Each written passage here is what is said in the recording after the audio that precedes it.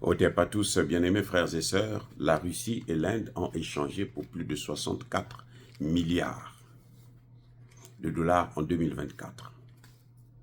La Russie a exporté ses produits en Inde d'une valeur de 60 milliards de dollars.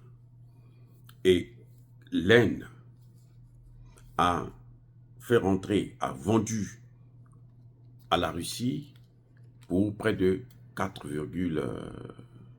quelque chose de milliards de dollars. Jusque-là, ça se comprend si bien. Mais quelle est la particularité de ces échanges? C'est que ces échanges ne se font plus en dollars. On peut évaluer ça en dollars, mais ça ne se fait pas en dollars. Vous savez que la Russie est sous sanction. Donc la Russie ne peut plus accepter le dollar, parce que si elle prend le dollar, ben, du coup, c'est les États-Unis qui vont prendre ça. Ça va aller aux États-Unis. Et même ceux qui vendent seront sanctionnés par les États-Unis. Ceux qui échangent avec la Russie seront sanctionnés par les États-Unis. Puisque quand vous utilisez le dollar, vous êtes obligé d'utiliser le système SWIFT, qui est sous contrôle des États-Unis. C'est comme ça qu'ils savent que dans tel pays, ils ont échangé d'une valeur de temps en dollars, et moi je prends tant. Ma part, c'est de tel montant. Et quand ils veulent sanctionner, c'est ça, à partir de là qu'ils savent. Parce que vous faites les transactions bancaires par rapport à ce système SWIFT. Or, la Russie et l'Inde, les 64 milliards de dollars là, qui ont été échangés entre la Russie et l'Inde, ça s'est fait en monnaie de ces deux pays. Soit en roubles, soit avec la monnaie indienne.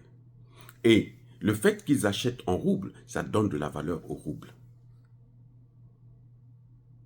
Le fait qu'ils n'achètent pas, qu'ils ignorent le dollar, ça fait perdre de la valeur au dollar. C'est ce qu'on appelle la dédollarisation. Les Américains ne reçoivent pas leurs dividendes par rapport à la transaction qu'il y a eu entre l'Inde et la Russie. Et je vais vous dire, 90% des échanges entre l'Inde et la Russie, 90% se font en dehors du dollar. Et ça, c'est ce que je vous ai toujours dit, c'est le grand problème de Donald Trump. Il est venu pour régler ce problème-là. Mais il ne peut pas arrêter la dédollarisation. Il peut seulement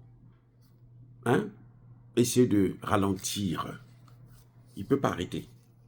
Ils ont deux systèmes. Il y a le système MIR, qui est le système indien, qui est l'équivalent du SWIFT. Ou encore, il y a le système RuPay, qui est le système russe, qui est l'équivalent aussi du SWIFT. En ce moment, les deux pays sont en train de voir dans quelle mesure ils peuvent fusionner les deux systèmes, ou bien prendre un seul système, ou travailler sur les deux systèmes, pour échanger entre les deux pays. Parce que l'Inde n'est pas très favorable à la création d'une monnaie des BRICS. Et ce que vous voyez là entre l'Inde et la Russie, c'est ce qu'il y a entre la Russie et l'Iran. Et c'est ce qu'il y a entre la Russie et la Chine. Vous avez vu, le premier ministre chinois, et plutôt indien, était déjà aux États-Unis pour rencontrer Donald Trump. L'objectif, c'est lequel? C'est ça. Pour voir avec lui comment lui peut faire pour que lui, il achète et il vend en dollars. Or, la Russie, qui est sous sanction, ne peut pas accepter. Et lui, il ne peut pas aussi lâcher la Russie parce que lui, il tire de l'argent. Puisque le pétrole que l'Inde vend aux Européens, ça vient d'où? Mais ça vient de la Russie. Lui, il achète en Russie, il transforme ça, et puis il envoie maintenant en Europe. Il a son bénéfice. Vous voyez? Donc, lui, il ne peut pas aussi se passer de ça. Pareil pour la Chine. La Russie étant sous sanction, la Russie ne peut pas acheter en dollars ou vendre en dollars. Donc, ils s'entendent avec la Chine, ils vendent en dollars où ils achètent, plutôt ils vendent en yuan, la monnaie chinoise, où ils le font en roubles. Maintenant, puisque là, il y a une puissance, et la Russie, c'est un grand exportateur du pétrole et du gaz, ça va même en Europe. Donc, qu'est-ce qu'il faut faire? Il faut voir avec la Russie pour que la Russie puisse vendre aussi en dollars. Vous voyez pourquoi Trump sacrifie l'Ukraine? C'est ça. C'est ça. Ça, on ne peut pas vous le dire, mais c'est ça. Le vrai enjeu est là. Parce qu'il ne peut pas stopper l'Inde. Il ne peut pas dire. Il peut peut-être s'entendre avec l'Inde pour que l'Inde, quand elle va acheter ailleurs, ils achètent en dollars. Mais l'Inde ne peut pas commercer avec la Russie en dollars, puisque la Russie est sous sanction. C'est pour ça que Donald Trump veut lever les sanctions aussi. Il a déjà dit qu'il va lever les sanctions. Oui, il veut lever les sanctions, il veut remettre à la Russie son argent qui avait été gelé. Ça, c'est pas un cadeau, c'est pas par hasard. C'est parce que c'est ce qu'on appelle la flatterie diplomatique. Donald Trump est en train de flatter la Russie. Parce que la Russie est au cœur d'un système qui va alors faire des dégâts au sein comment dirais-je, des États-Unis.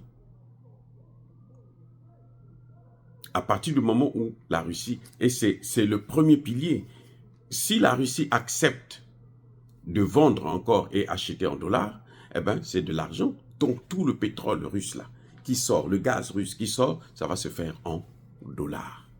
Mais ça m'étonnerait que les Russes puissent faire ça. Ils ont déjà eu une leçon qu'ils ont bien tirée, et je ne suis pas sûr qu'ils vont revenir là-dessus. Ça m'étonnerait. Donc, pour moi, je pense que la seule chose que Donald Trump peut faire, c'est de ralentir un peu le système, ralentir la dédollarisation. Ou bien, essayer de voir comment il faut maintenant faire en sorte que les conséquences ne puissent pas être très visibles. Mais c'est stopper ça, ce n'est pas possible. Et c'est le déclin de l'Amérique. Je vous dis, c'est le déclin de l'Amérique. La force de l'Amérique, c'est le dollar. C'est la puissance du dollar. C'est la consommation du dollar. Parce que le dollar est devenu comme un produit consommable. C'est comme lorsque tu achètes à manger, là, tu dois manger tous les jours. Le dollar aussi, c'est pareil. Tu vas acheter quoi que ce soit, tu dois utiliser le dollar. Tu veux vendre, tu dois prendre le dollar. Et les Américains ont toujours quelque chose dans cette transaction parce que vous utilisez leur produit qui s'appelle le dollar. C'est ce que nous avons comme problème avec les Français en ce qui concerne le franc CFA. Nous devrons acheter et vendre dans une autre monnaie, mais il faut qu'on change ça en CFA. Et ce CFA-là est changé où? En France. Et la France, qui est propriétaire de ce CFA, nous vend le CFA. Et elle prend nos devises. Vous voyez? Donc, nous, on achète le CFA avec nos devises. Et c'est ça qui nous appauvrit. Parce que chaque fois qu'on veut faire une transaction, la France a son mot à dire. Elle peut même bloquer une transaction. C'est-à-dire que tu commandes des machines pour l'agriculture en Russie, la France peut dire, bon, moi, je ne change pas ta monnaie là. Je ne te donne pas le dollar. Prends ton CFA là, va utiliser. Or, le CFA, vous ne pouvez pas utiliser ça dans aucun autre pays. Donc, du coup, vous êtes bloqué. Vous allez me demander, mais comment fait le Burkina et le Niger, le Mali? Eux, ils font un système où ils achètent en devises, mais ces devises-là, ils ne donnent pas ça en France, ils utilisent ça, ils vendent ça dans le pays même. Comme ils sont des gens qui sont des commerçants, qui sont très riches aussi, bon, ces gens-là, ils achètent les devises et puis ils vont faire leurs transactions à l'étranger tranquillement. Eux, ils ont le CFA qu'ils peuvent utiliser pour payer les salaires, pour gérer dans le pays. Donc, le problème de Trump, Trump a compris que si on continue avec cette guerre, ça va faire mal à l'Amérique. La guerre en Ukraine fait plus mal à l'Amérique qu'à la Russie. Les Occidentaux, eux, ce n'est pas leur problème parce que eux, ils sont déjà en perte de vitesse. Et on ne peut pas les arrêter. Vous voyez, la France, ce qu'elle fait là, elle est finie. C'est fini, il n'y a plus rien. Voilà. Soyez bénis, abondamment bénis par le Dieu des Kémites et par nos ancêtres angélisés, mais que tous ceux qui persécutent le continent africain le pillent et le déstabilisent, qu'ils soient noirs, blancs, chinois, arabes, juifs, indiens ou qui qu'ils soient punis, maudits, foudroyés, neutralisés, écrasés, effacés par le Dieu des Kémites et par nos ancêtres angélisés. Vive l'Afrique éternelle, j'ai dit et j'assume.